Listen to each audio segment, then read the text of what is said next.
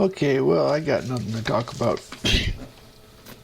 Nothing to talk about. Let's see. Control M. What do we have on the menu? How about...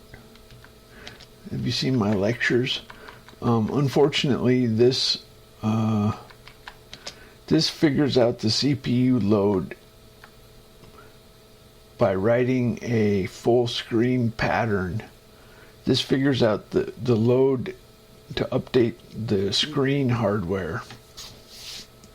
It copies a pattern, a 64-bit pattern, to the whole screen.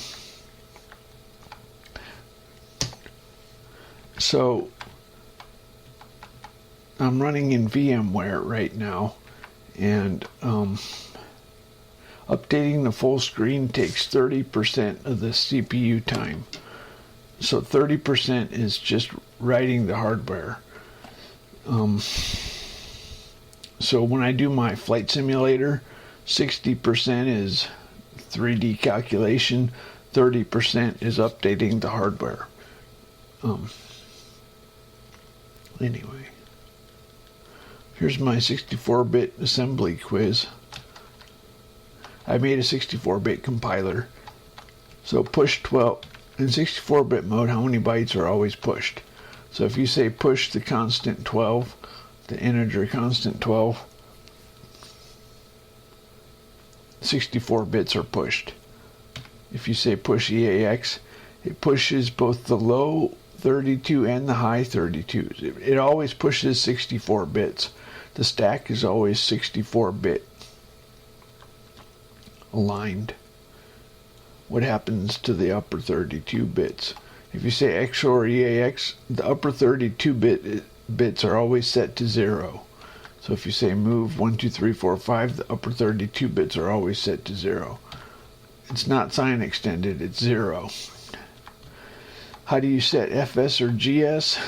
It's a model specific register. You do write model specific register. If FS points to the current task record, what's wrong with this instruction? The problem is, if you do an offset, it's RIP relative. So in other words, it adds the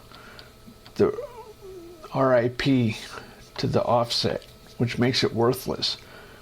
So what I have to do is I load when I want to read the when I want to read a when I want to read, I set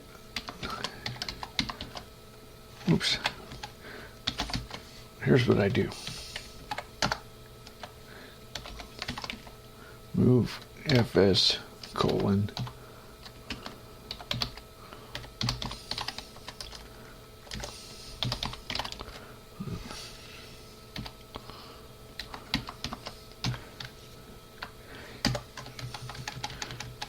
you set EAX to 0, then you take some member off of EAX. This is not RIP relative.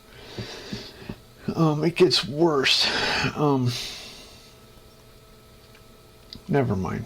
Well, the first, for my compiler, I have a function fs, and so I need the actual fs function.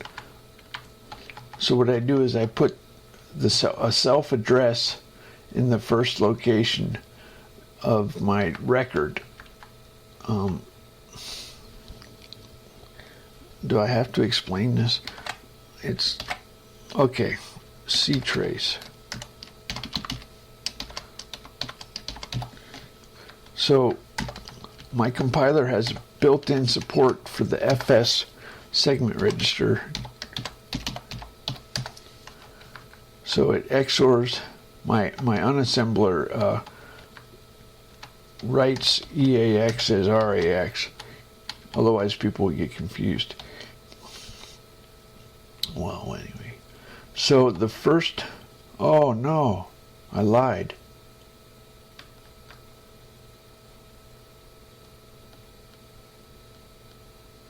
Okay, never mind. There is a self-address. Do I use that? What if I don't use that?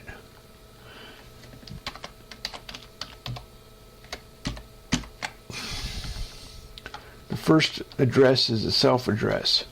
So if you ever need, because you can't do LEAX, you can't do LEA. That doesn't work. I don't think.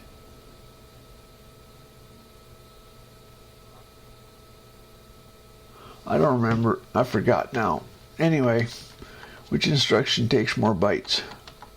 Believe it or not, there's a R13 is like R5, or I think, what is it, a base pointer?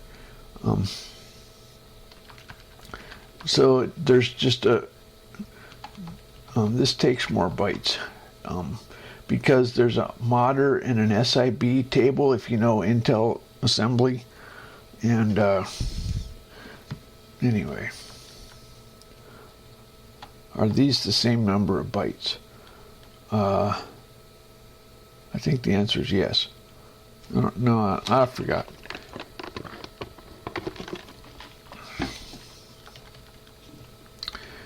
You can access the lowest byte of RAX, yes. You can access the lowest byte of ESI, yes. There's an instruction for that. You can access second lowest of RAX, yes. You can access second lowest of ESI, no. There's, anyway. How do you call a subroutine at 10,000? Well, anyway, you can go ahead and read through these. It's on the distribution in the lectures directory. So I made a little bit of support for Ring 3. Technically it's off limits, but we want, if somebody wants to play with it, I already told you about my negative offset. That's amazing, isn't it? Negative structure offset. The other day I talked about it. Okay.